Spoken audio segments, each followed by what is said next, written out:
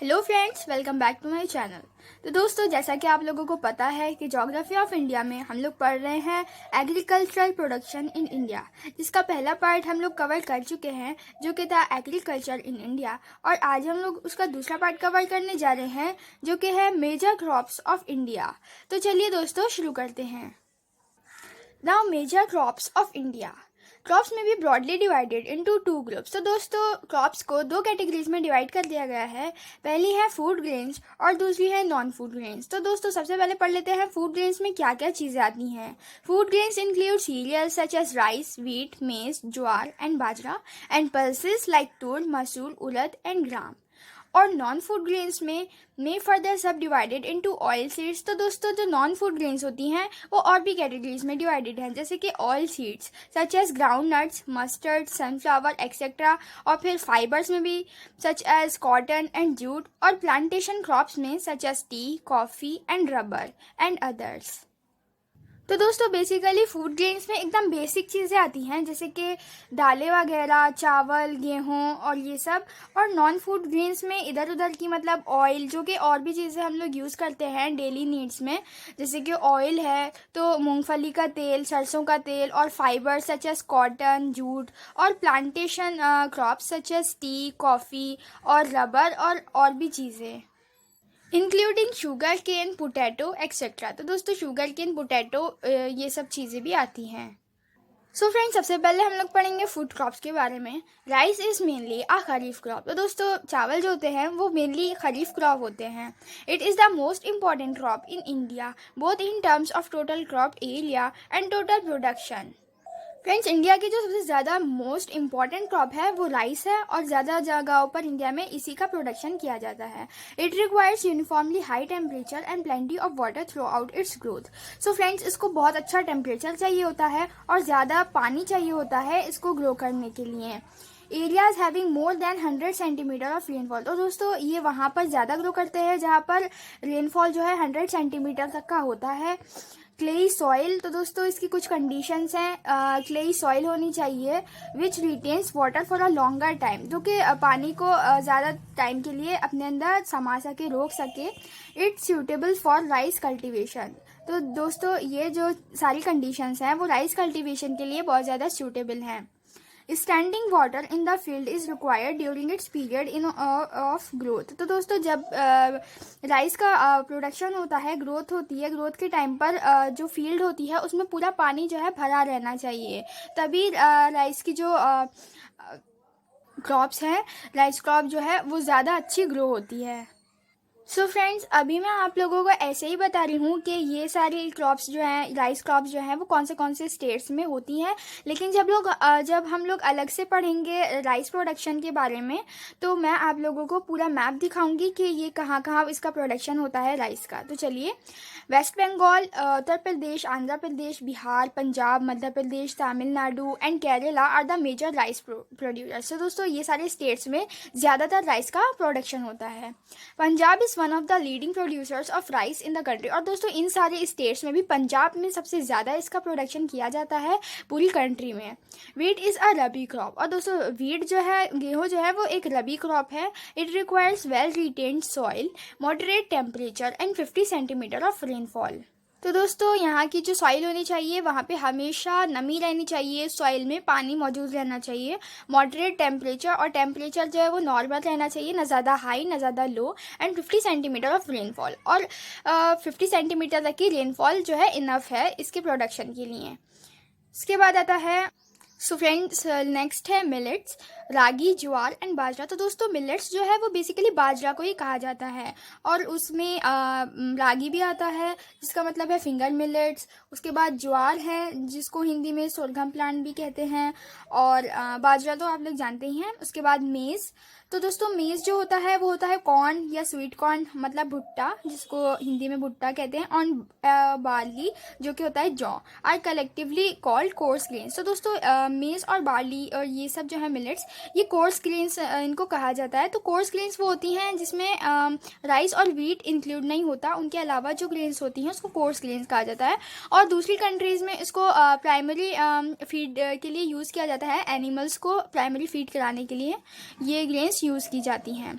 उसके बाद इनकी लोकेशन देख लेते हैं, ये कहाँ कहाँ पर इनका प्रोडक्शन होता है। महाराष्ट्र में, कर्नाटका में, मध्य प्रदेश में, Rajasthan, Gujarat and some parts of Uttar Pradesh are the major producers of coarse grains. तो दोस्तों कोर्स ग्रेन्स के जो मेजर प्रोड्यूसर्स हैं वो ये सारे स्टेट्स हैं। ओके, उसके बाद ग्राम, अरहर और तुर, lentil, black gram, moong and P R the important varieties of protein foods. तो दोस्तों प्रोटीन फूड्स की जो इम्पॉर्टेंट वेराइटीज़ है ना इंडिया में, वो है ग्राम मतलब चना, अरहर और तुर ये दालों के नाम है फ्रेंड्स, लेंटिल, ब्लैक ग्राम और मतलब काला चना, मूंग एंड पी मतलब मटर are the important varieties of protein foods. उसके बाद आता है these crops are grown almost all over India except the areas with heavy rainfall. तो दोस्तों ये वाली जो क्रॉप्स है ना ये पूरे इंडिया में हर जगह होती हैं, इनका प्रोडक्शन हर जगह होता है, लेकिन दोस्तों जहाँ पर बहुत ज़्यादा रेनफॉल होती है वहाँ पर ये वाली फ्रेंड्स जो है ये वाली जो क्रॉप्स है वो ग्रो नहीं करती हैं।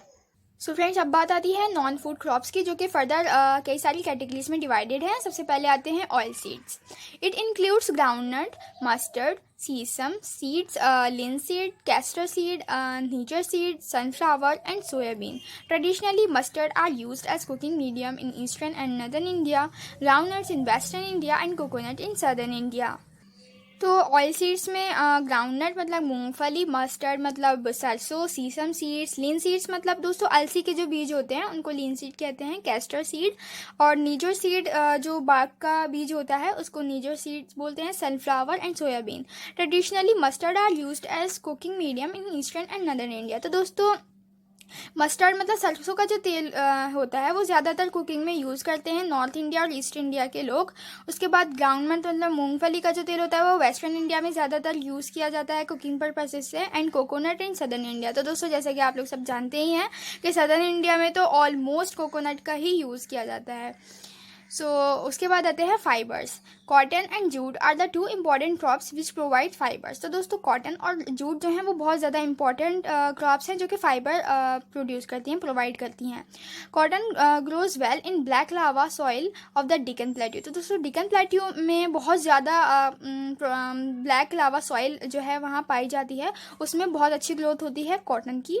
उसके बाद इट रिक्वायर्स हाई टेम्परेचर, इसको हाई टेम्परेचर चाहिए होता है and sufficient rainfall during the growing period, और अच्छी खासी इसको रेनफॉल चाहिए होती है जब ये ग्रो कर रही होती है, इसका ये वाली जो क्रॉप होती है कॉटन की। But at the time of ripening bright sunshine is required. तो दोस्तों जब इसको ये जब मतलब बन रही होती है, इसका मेन जो कॉटन वो है फ्रूट, मान लीजिए आप लोग इसकी कॉटन बॉल्स जो होती हैं वो बन रही होती हैं, तो उसके टाइम पे इसको ब्राइट सनशाइन चाहिए होता है फ्रेंड्स। उसके बाद बात करते हैं जूट की। Jute plants need high temperature. तो दोस्तों इसको ग्रो होने के लिए बहुत ज़्यादा हाई टेम्परेचर चाहिए होता है, plenty of water and rich soil, और दोस्तों ज़्यादा पानी चाहिए होता है और रिच सॉइल में ये ग्रो करता है। That needs to the continuously renewed. तो दोस्तों यहाँ की जो सॉइल होती है उसको रीन्यूड करना बहुत ज़्यादा इंपॉर्टेंट है जूट की प्रोडक्शन के लिए, ग्रोथ के लिए।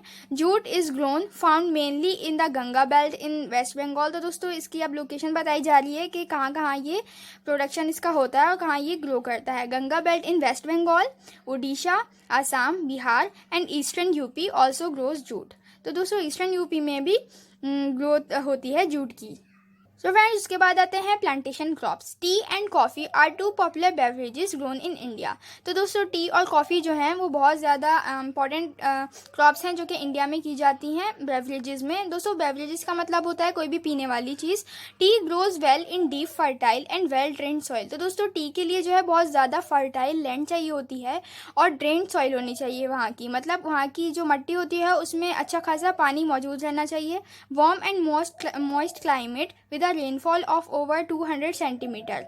तो दोस्तों वहाँ पर जो टेम्परेचर होना चाहिए वो थोड़ा वार्म होना चाहिए और मॉइस्ट क्लाइमेट मतलब थोड़ा चिपचिपा क्लाइमेट होना चाहिए वहाँ का, with a rainfall of over 200 centimetre, well distributed through out the year. तो दोस्तों वहाँ पर रेनफॉल कम से कम 200 सेंटीमीटर होनी चाहिए, और ऐसा नहीं है कि मतलब एक बार हुई फिर नहीं हुई, पूरे साल यहाँ पर इतना ही रेनफॉल होना चाहिए, मतलब मेंटेन रहना चाहिए। T is grown in Brahmaputra और दोस्तों अब इसकी लोकेशन बताई जा रही है कि ये कहाँ कहाँ इसका प्रोडक्शन होता है, कहाँ कहाँ ये ग्रो होती है। तो tea is grown in Brahmaputra and Surma valley in Assam. दोस्तों आसाम में ही सबसे ज़्यादा टी ग्रो करती है। उसके बाद slopes of the Himalayas in waste Bengal, West Bengal में जो हिमालयाज की स्लोप्स हैं वहाँ पर, Kangra and Kumaon in the north. और दोस्तों कांगड़ा एंड कुमाऊँ जो है वो नॉर्थ में, and also on the slopes of the Nilgiri in south. India is one of the leading exporters of T in the world. तो दोस्तों इंडिया से बहुत ज़्यादा टी जो है ट्रांसपोर्ट होती है पूरे वर्ल्ड में। Coffee is grown in well drained soil and requires warm climate. तो दोस्तों कॉफ़ी जो है वो वेल ड्रेन्ड सॉइल में ग्रो करती है, मतलब ज़्यादातर पानी उस मिट्टी में मौजूद होना चाहिए, और warm climate and moderate rainfall. Moderate rainfall भी इसके लिए इनफ होता है, और वहाँ का जो क्लाइमेट है थोड़ा वार्म होना चाहिए, गर्म होना चाहिए। It grows in the tropical highlands. तो दोस्तों इसकी जो लोकेशन है वो ज़्यादातर ट्रॉपिकल हाईलैंड्स में ग्रो होती है। कर्नाटका में, Kerala and Tamil Nadu are its major producers. तो दोस्तों ये वाले सारे जो स्टेट्स हैं ये इसके मेजर प्रोड्यूसर्स हैं। उसके अलावा nearly 3/4 of the production is exported. तो दोस्तों टी का वो कॉफ़ी का जो कॉफ़ी को जो एक्सपोर्ट किया जाता है वो 3/4 इसका जो प्रोडक्शन है वही सिर्फ एक्सपोर्ट किया जाता है, और बाकी सब इंडिया में ही लोगों को प्रोवाइड किया जाता है। उसके बाद आती है natural rubber is obtained from the latex of the rubber tree. So friends rubber जो हमें मिलता है वो रबर प्लांट के लेटेक्स से मिलता है, मतलब जो मिल्की फ्लूइड ज़्यादातर प्लांट्स में पाया जाता है। तो रबर ट्री में जो लेटेक्स होता है, मिल्की फ्लूइड होता है, उससे हमें रबर मिलता है। This plant grows well in areas of high temperature and high rainfall. तो दोस्तों ये जो रबर के प्लांट्स होते हैं उनको हाई टेम्परेचर और हाई रेनफॉल ज़रूरी होता है ग्रो करने के लिए। Well distributed through out the year. तो दोस्तों रेनफॉल जो है वो पूरे साल होना चाहिए, मतलब ये इसका एक कंडीशन है। Kerala and Tamil Nadu are the major rubber producing states. तो दोस्तों केरला और तमिलनाडु जो हैं वहाँ पर ज़्यादातर बारिशें होती हैं, तो वो बहुत ज़्यादा मेजर रबर प्रोड्यूसिंग स्टेट्स हैं, वहाँ पर बहुत ज़्यादा रबर का प्रोडक्शन होता है। उसके बाद sugar cane. India is believe to be the homeland of sugar cane. It requires high temperature, plenty of water and well drain fertile soil. तो दोस्तों इंडिया में ज़्यादातर शुगर केन का प्रोडक्शन होता है, और इसके लिए प्लेंटी ऑफ वाटर मतलब ज़्यादातर पानी चाहिए होता है, फर्टाइल लैंड चाहिए होती है, वेल ड्रेन फर्टाइल सॉइल चाहिए होती है, मतलब पानी होना चाहिए, फर्टाइल होनी चाहिए सॉइल, नमी होनी चाहिए सॉइल में। Its major producers are UP, Punjab, Karnataka, Bihar, Haryana, Maharashtra, Tamil Nadu and Andhra Pradesh. तो दोस्तों इनके जो मेजर प्रोड्यूसर्स हैं, कहाँ कहाँ ये प्रोडक्शन होता है इसका, सारे स्टेट्स जो हैं वो ये हैं। उत्तर प्रदेश में होता है, पंजाब में, कर्नाटका में, बिहार, हरियाणा, महाराष्ट्र, तमिलनाडु एंड आंध्र प्रदेश। तो दोस्तों ऐसा नहीं है कि सिर्फ इन्हीं स्टेट्स में इसका प्रोडक्शन होता है, और भी स्टेट्स में इंडिया के ये शुगर केन का प्रोडक्शन होता है, लेकिन मेजर जो ज़्यादा प्रोडक्शन होता है वो इन स्टेट्स में होता है। तो दोस्तों आज की वीडियो में बस इतना ही। आई होप कि आपको सब अच्छे से समझ में आया होगा। अगर आपको मेरी वीडियो पसंद आई हो तो प्लीज़ लाइक करिए और सब्सक्राइब करिए मेरे चैनल को, साथ ही बेल आइकन को प्रेस करिए ताकि आपको मेरी अपलोडेड वीडियो सबसे पहले मिल सकें। बाय।